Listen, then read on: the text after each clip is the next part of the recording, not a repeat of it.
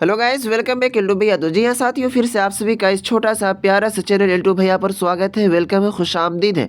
तो जी हाँ साथियों, चलिए आज की इस वीडियो लेक्चर में जो हम बात करने जा रहे हैं आप सभी के लिए, यहाँ देखिए कि जैसा कि हमने लिखा है, फोकानिया मौलवी वालों, जिससे फॉर्म भरवाओगे उसको ये बात ज़रूर कह देना वरना पछताओगे।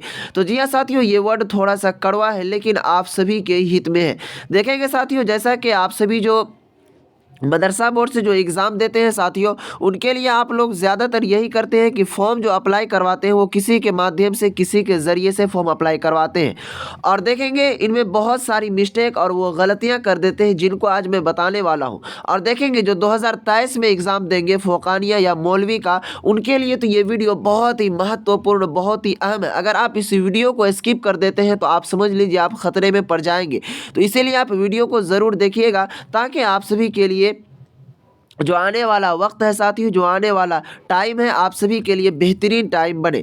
इसलिए क्योंकि साथियों देखेंगे अब मदरसा बोर्ड में बहुत सारी बदलाव कर दिया गया है। आप जिससे फॉर्म भरवाते हैं, अगर उनको आप ये बात नहीं कहते हैं जो बात इस वीडियो में हम बताने वाले हैं, तो आप समझ लीजिए फिर आपके साथ बहुत ही बुरा हो सकता है। चलेंगे आज की वीडियो शुरू करेंगे। वीडियो शुरू करने से पहले आपसे एक छोटा सा रिक्वेस्ट है, अगर इस चैनल पर आप पहली बार आए हुए हैं और सोचते हैं कि इसी तरह की कंटेंट हमको मिलती रहे टाइम टू टाइम, तो इस चैनल को ज़रूर सब्सक्राइब कर लीजिएगा और वीडियो को पसंद आएगी तो लाइक ज़रूर कीजिएगा। तो चलेंगे साथियों, हम वीडियो को शुरू करते हैं। तो चलेंगे, हम वीडियो को शुरू करेंगे तो उसके लिए ले चलते हैं आपको वेबसाइट पर और दिखाएंगे कि मदरसा बोर्ड जो 2023 में आप सभी का एग्ज़ाम लेने के लिए जा रहा है, उनमें जो बदलाव कर दिया गया और जिससे आप फॉर्म भरवाएंगे उनको क्या कहना है।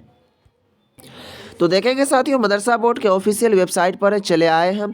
तो इससे पहले आपसे एक माफ़ी मैं चाहता हूं कि अगर आपको इस वीडियो में अगर कोई भी वॉइस नज़र और सुनाई आ रही होगी तो उनको आप माफ़ फरमाइएगा, क्योंकि साथियों बगल में कोई डीजे वगैरह बज रही है, तो इनके लिए मैं माफ़ी चाहता हूँ आप सभी के लिए। लेकिन ये वीडियो आप सभी के लिए टाइम पर लाना बहुत ज़रूरी था, इसीलिए मैं वीडियो रिकॉर्ड कर रहा हूँ।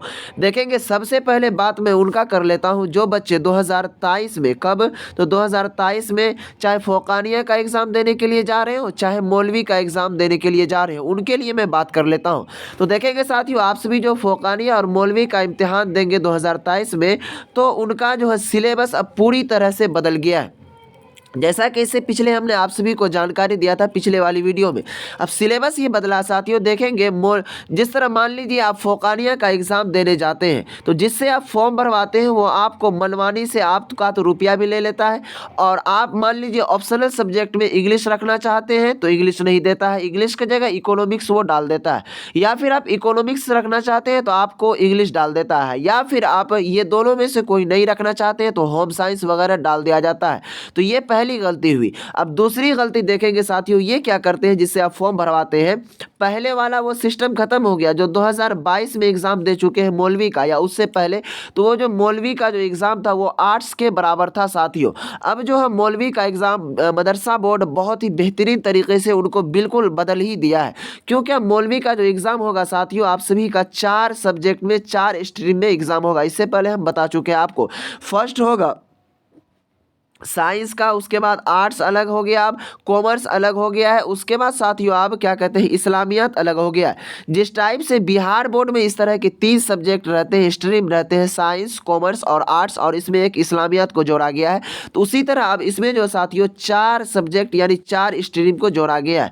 अब बिल्कुल आसानी से अगर आप चाहें तो आगे चलकर आप मेडिकल की तैयारी कर सकते हैं, इंजीनियर की तैयारी कर सकते हैं, बीटेक इंजीनियर आराम से बन सकते हैं, लेकिन बशर्ते आपको जिससे आप फॉर्म भरवाते हैं मदरसा बोर्ड में जो भी बच्चे एग्जाम देते हैं उनमें से करीब करीब मिला जुला कर मान लीजिए अगर 100% में 60 से 70% बच्चे दूसरों के जरिए से, कोई सर के जरिए से वो फॉर्म भरवाते हैं। तो चलेंगे उसको कहना क्या है इस पर हम चर्चा करेंगे। कहना यही है साथियों, क्योंकि आपको पता है कि मदरसा बोर्ड का जो सिलेबस है साथियों वो पूरा बदल गया है। अब जो बच्चे मौलवी का, सबसे पहली बात मैं फोकानिया का कर लेता हूं, अगर आप फोकानिया का एग्जाम दे रहे हैं तो उनको सब्जेक्ट वही रहेगा, आपका जो सिलेबस है वो बदला नहीं गया है।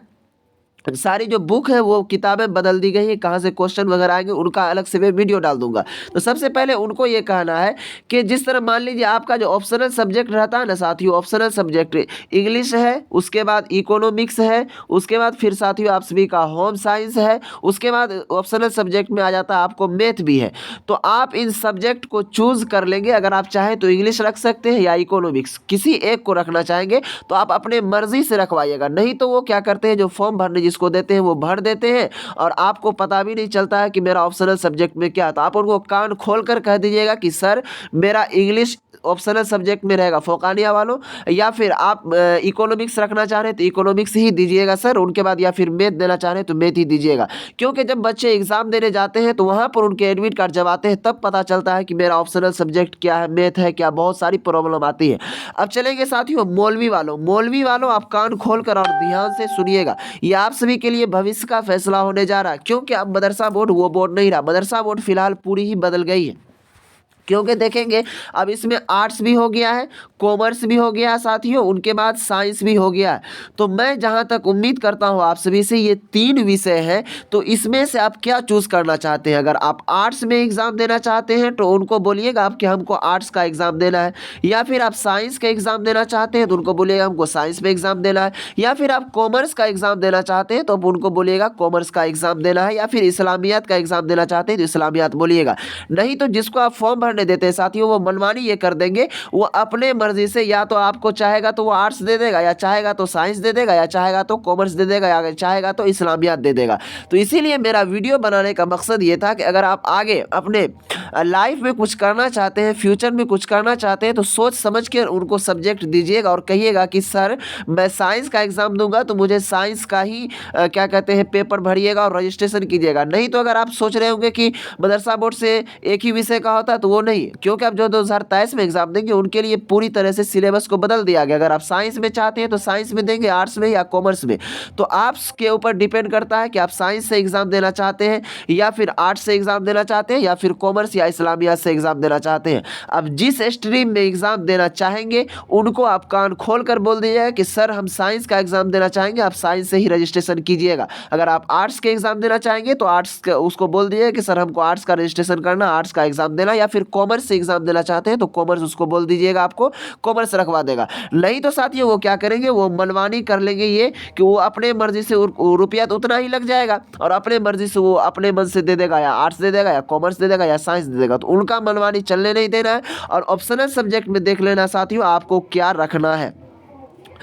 ऑप्शनल सब्जेक्ट में इंग्लिश रखना है, इकोनॉमिक्स रखना है, वो भी आप बता ही दीजिएगा रजिस्ट्रेशन के टाइम। नहीं तो जिस टाइम जब फॉर्म भरा जाता है उनके बाद एडमिट कार्ड आ जाता है तो आपको वो चीज़ सुधारने का मौका नहीं दिया जाता है। तो इसीलिए साथियों 100 बातों की एक बात यह है कि आप उनको सही से बोल दीजिएगा कि सर मेरा जो साइंस, अगर हम साइंस से एग्जाम देना चाहते हैं तो आप साइंस से ही रजिस्ट्रेशन कीजिएगा, आर्ट्स से तो आर्ट्स से, या फिर कॉमर्स से तो कॉमर्स से। तो देखेंगे साथियों अगर आप साइंस से एग्जाम देना चाहते हैं तो इसमें फिजिक्स, ये पीसीएम यानी फिजिक्स केमिस्ट्री और सॉरी पीसीबी पहले ले लीजिए, पीसीबी इसमें क्या कहते हैं फिजिक्स केमिस्ट्री और बायोलॉजी, यानी कि इसमें आपको 3 सब्जेक्ट आ जाएगा। इसमें अगर चाहें तो मेन में बायोलॉजी रख सकते हैं। उसके बाद आ जाइए पीसीएम, इसमें भी फिजिक्स केमिस्ट्री और मैथ होता है, मेन मैथ से भी आप एग्ज़ाम दे सकते हैं। तो ये हो गया साइंस का। आप अदर सब्जेक्ट में इंग्लिश और उर्दू रख सकते हैं, इसी तरह आप बिल्कुल आसानी से एग्ज़ाम दे सकते हैं। तो बहुत सारे बच्चे का कन्फ्यूज़न बना रहता है और अपने मनमानी से वो रुपया तो ले ही लेते हैं लेकिन वो अपने मनमानी से फॉर्म भर देते हैं, जिसकी वजह से बच्चे बहुत ही परेशान हो जाते हैं। तो जी हाँ साथियों, मेरा ये वीडियो बनाने का मकसद ये था कि आप सभी के लिए जो आगे आने वाला फ्यूचर है वो अच्छा जाए और अच्छे से एग्ज़ाम दीजिए और उनको बोल दीजिए अगर आप अभी तक नहीं बोले हैं तो। जी हाँ साथियों, फिर मिलेंगे अगली वीडियो में अगली टॉपिक के साथ, तब तक आप हमें इजाज़त दीजिए और वीडियो के कॉमेंट बॉक्स में ज़रूर बताइएगा कि ये वीडियो आप सभी को कैसी लगी।